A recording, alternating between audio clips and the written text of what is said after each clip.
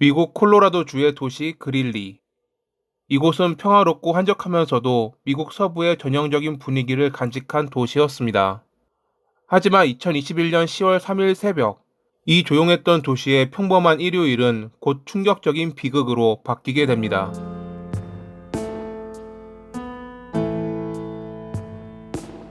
새벽 3시, 15번가의 한적한 골목에서 평소 조용하기로 유명한 준하가 갑자기 격렬하게 짖기 시작했습니다.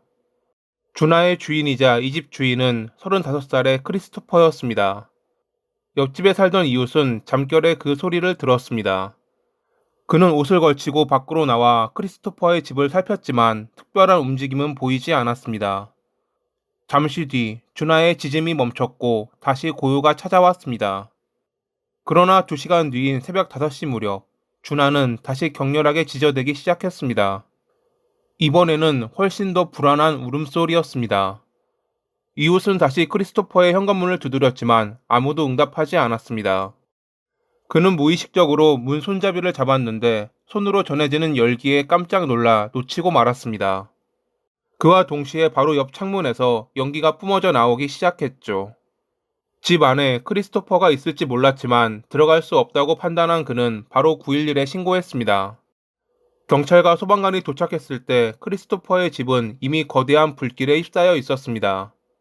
차고에 주차된 그의 차 때문에 소방대원은 그가 아직 안에 있을지도 모른다고 생각했습니다. 그러나 화염이 너무 거세 누구도 안으로 들어갈 수 없었습니다. 불이 진압된 뒤 소방대원들은 거실에서 항구의 시신을 발견했습니다. 불길에 심하게 손상된 탓에 신원 확인은 불가능했으나 모두가 그가 크리스토퍼일 것이라고 직감했습니다. 그런데 검시 과정에서 충격적인 사실이 드러났습니다. 피해자의 목에 금속 막대가 깊이 박혀 있었던 것입니다. 이는 레테일 파일이라 불리는 원통형 금속 줄로 마치 대형 드라이버처럼 생긴 도구였습니다. 그 밖에도 목에는 최소 5곳 이상의 깊은 자창이 있었고 상처는 뼈에 닿을 정도로 깊었습니다. 어느 하나만으로도 치명상이 될 만큼 강력한 공격이었죠. 부검 결과 그의 기도 내부에서는 그 흐름이 발견되지 않았습니다. 이는 그가 불이 나기 전 이미 살해당했으며 화재는 범행을 은폐하기 위해서라는 걸 말해주었습니다. 크리스토퍼는 외향적이고 사람들에게 친절했으며 무엇보다도 정의로운 사람이었습니다. 직장에서 비리를 고발했다가 그 보복으로 잘렸지만 후회하지 않는 그런 남자였죠. 한때는 약혼까지 했으나 결혼은 무산되었고 당시 약혼 반지는 다시 반납받아 집에 보관하고 있었습니다. 그런데 현장을 조사하던 경찰은 그가 보관하고 있던 반지 상자가 비어있던 것을 발견했습니다. 강도 목적의 범행이었던 것일까요? 경찰은 인근 보안 카메라를 확보해 사건 전후의 상황을 분석했습니다. 영상에는 새벽 2시 좀 넘어 크리스토퍼의 차량이 집에 도착하는 장면이 찍혀 있었습니다. 뒤이어 나타난 것은 은색 쉐보레 말리부. 그 안에서 내린 두 사람은 여성으로 보였고 크리스토퍼와 함께 집 안으로 들어갔습니다. 약 30분 뒤, 세 사람은 다시 외출했다가 돌아왔습니다.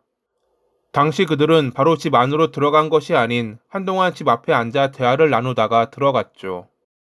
그들의 사이는 전혀 나빠 보이지 않았습니다. 그리고 새벽 5시경, 두 여성이 집에서 나온 뒤 차에 탔습니다. 그런데 잠시 뒤 한 여성이 다시 집으로 들어갔고 얼마 뒤 불길이 치솟기 시작합니다. 범행을 저지른 뒤 방화로 흔적을 지운 것이 분명하다고 생각한 경찰은 은색 쉐보레 말리부 차량과 두 여성 용의자를 추적했습니다. 주변 보안 카메라에 그들의 동선이 남아 있었기에 얼마 뒤 경찰은 용의자를 특정할 수 있었습니다. 19살의 스테이시와 23살의 호사나, 둘은 단순한 친구가 아니라 연인 관계였습니다. 호사나는 결혼한 유부녀로 새 아이의 엄마였고 남편과의 관계가 파탄나던 시점이었습니다. 스테이시는 어린 나이에도 불우한 가정사 때문에 일찍 학교를 그만두고 가족을 부양하고 있었습니다.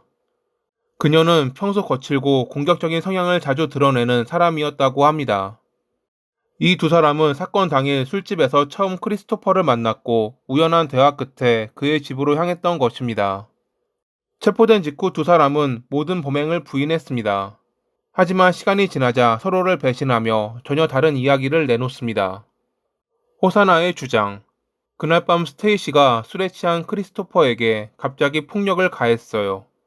맥주병으로 그를 내리친 뒤 레테일 파일로 목을 공격해 살해했습니다. 저는 단지 협박에 못 이겨 도구를 건네고 방아를 도왔을 뿐이라고요. 스테이시의 주장. 크리스토퍼가 흉기를 꺼내 저를 벽으로 몰아세웠고 극도의 공포 속에서 본능적으로 반격했습니다. 이건 정당방위 아닌가요? 서로의 주장이 엇갈렸기에 경찰은 골머리를 앓았습니다. 그러던 중 그들은 결정적인 증거를 발견합니다. 스테이시가 구치소에서 호사나에게 보낸 편지였습니다. 그 안에는 이렇게 적혀 있었습니다. 나는 네가 같은 이 얘기를 계속하고 있길 바라. 넌 바보 아니니깐 알아. 그 사람들이 널 속이려 할 거야. 하지만 네가 본 것도 한 것도 들은 것도 없다고 말하면 돼. 괜찮아, 알겠지? 그들의 말에 넘어가지 마. 조금만 버텨 자기야. 곧 나올 거야. 나는 그저 내가 더 깊은 구덩이에 빠지지 않도록 방법을 찾으려는 거야. 이건 전부 베이비 조커 잘못이란 걸 알아. 네 머릿속에 뭔가 말해야겠다는 생각이 스쳤을지도 모르지만 네가 불려나가면 절대 멍청하게 굴지 말고 그냥 모르는 척해. 다 괜찮을 거야. 플러시. 편지의 마지막을 보면 플러시라는 문구가 있는데 이는 편지를 없애라는 의미로 통한다고 합니다.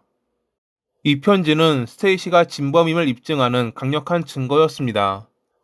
이로 인해 그녀가 오히려 사건을 은폐하려 했다는 것이 드러난 것이죠. 2024년 2월 스테이시의 재판이 열렸습니다. 검찰은 호사나의 진술, 편지, 그리고 보안카메라 기록을 바탕으로 그녀를 7살인가 방화 혐의로 기소했습니다. 변호 측은 끝까지 정당방위를 주장했습니다. 그녀는 낯선 남자의 집에서 극도의 공포 속에 대응했을 뿐입니다.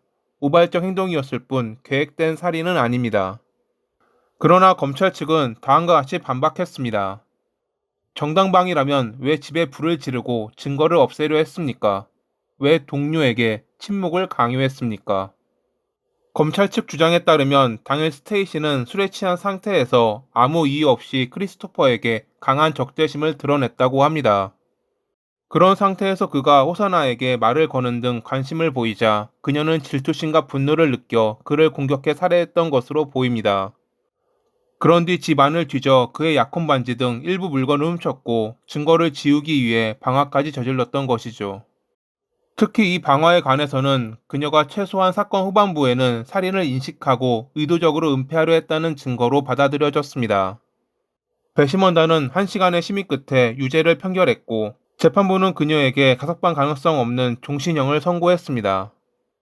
호사나는 방화 32년, 사체훼손 12년을 받았지만 동시 집행이라 최대 32년의 징역을 살고 나올 것입니다. 증언을 대가로 검찰과 협상했으니 가석방은 좀 더 빠를 것이고요. 법정에서 크리스토퍼의 아버지는 눈물 흘리며 다음과 같이 말했습니다. 크리스는 힘든 시절을 이겨내고 더 나은 삶을 만들고 있었습니다. 그는 따뜻하고 친절하며 남을 위해 기꺼이 희생하는 아들이었습니다. 우리에겐 이제 주나만 남았습니다. 주나는 아들을 그리워하며 매일 현관을 바라봅니다. 이 사건은 너무나도 우연히 갑작스럽게 시작되었습니다. 술에 취한 젊음의 충동, 우연한 대화에서 비롯된 알 수 없는 적대심, 그리고 결국 불러온 치명적인 선택. 그것은 한 사람의 삶을 앗아갔고 두 여성의 인생을 파멸로 몰아넣었습니다. 범행을 저지르고도 별다른 반성의 기미를 보이지 않은 스테이시. 그녀가 언젠가는 진정한 죗값을 받길 바라며 이만 마칩니다. 오늘도 시청해 주셔서 감사합니다.